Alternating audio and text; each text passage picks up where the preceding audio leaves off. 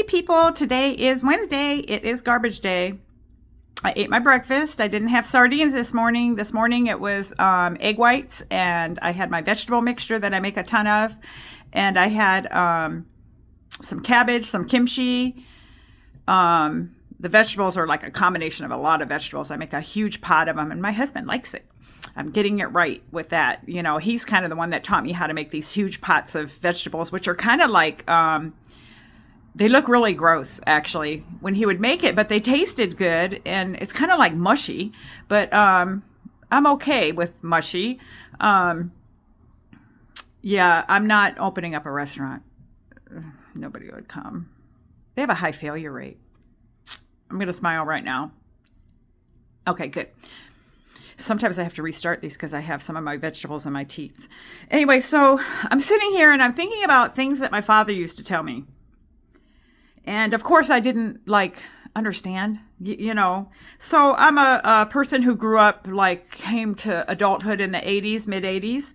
And I was doing pretty good for myself, you know, for starting out working at, 17 years old and working multiple jobs, and, had abundant energy when I was 18, 19, 20, 30, even 40, and he would say stuff like, Laura, you're burning a candle on both ends. You will not be able to work like this, but I worked, and I worked a lot, and I had to, because I didn't have one single job that gave me enough hours or paid enough at the same time. I had one job that paid real well, but never got more than 20 hours a week. Had other jobs that, they paid okay, and they were 40 hours a week. So it was that kind of thing. And so I did both. And then sometimes I threw in the 20 hours I kept, job until I retired. I retired on a 20-hour-a-week job that I had been at for 41 years. I'd started in high school.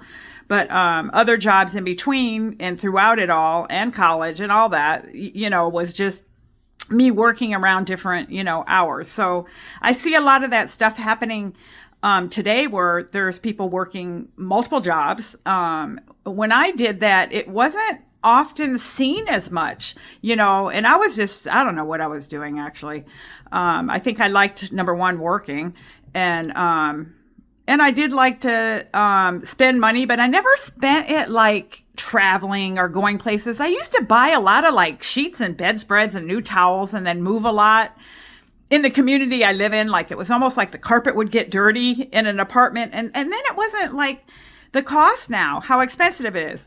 But the point of this video is, I didn't listen to my dad, he talked about saving money and saving for retirement. When you're 18, 19, 20, 30, I wasn't thinking about that. I was just thinking about day to day, not thinking of the future. I never thought I'd be sitting here at 61 years old, looking at myself in a phone, because I got to keep my eyes straight, talking to people out there, but I'm hoping that maybe my grandchildren see this. They're still little. I did not teach my daughter any type of money or financial skills. She saw me use credit cards to buy food way long ago, and get into debt with using credit cards to provide, your basic needs.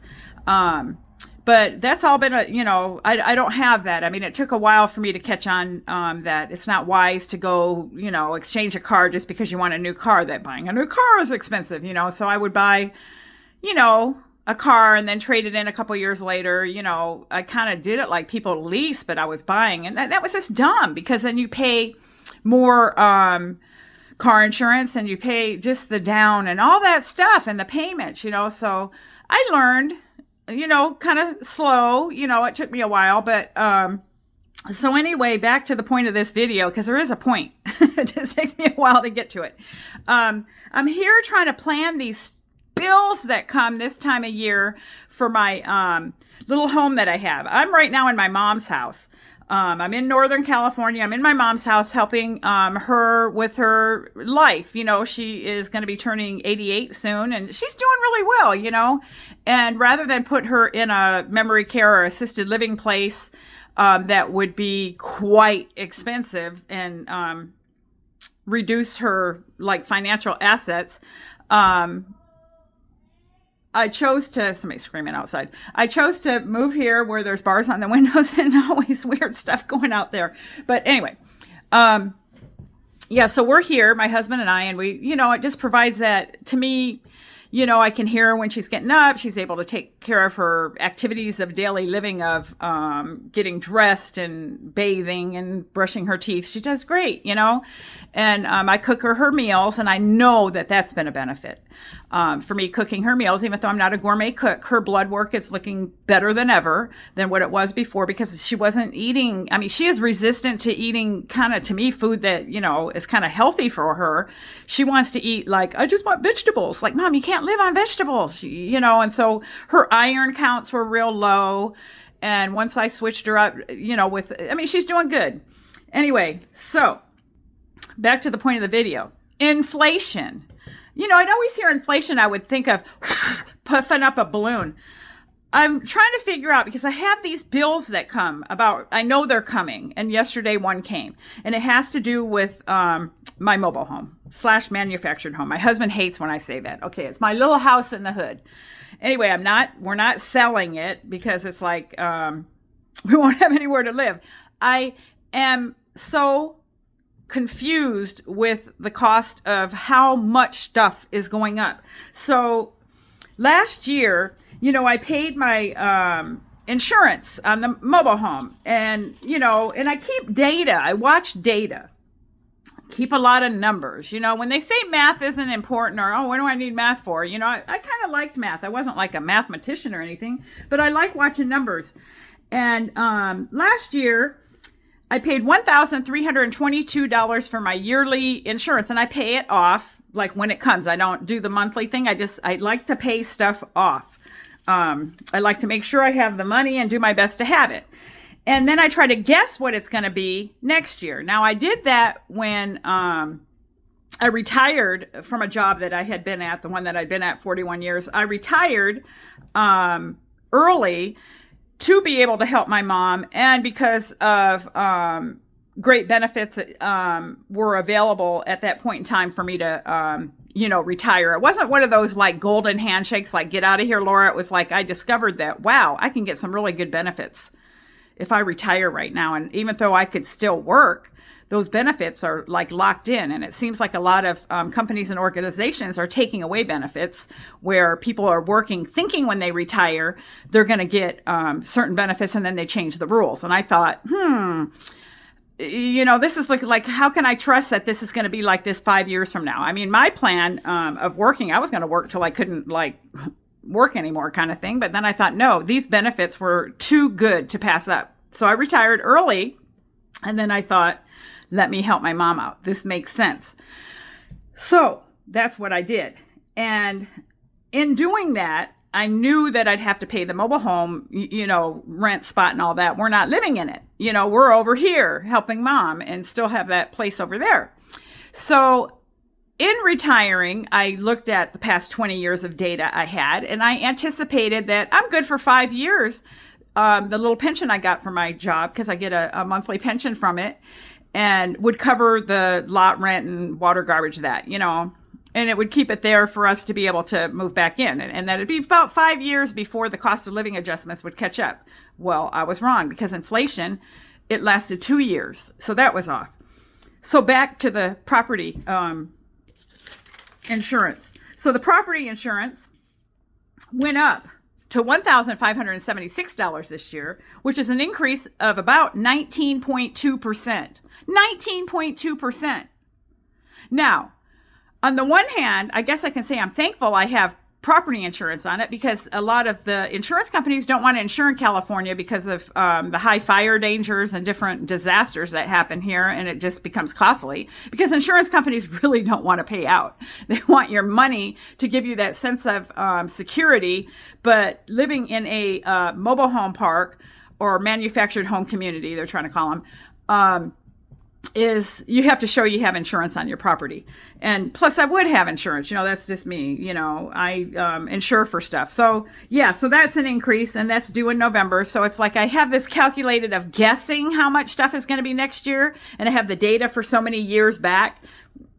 19.2% wasn't in my calculations, but that's okay. So that's one. The next thing is flood insurance. The flood insurance last year was $784.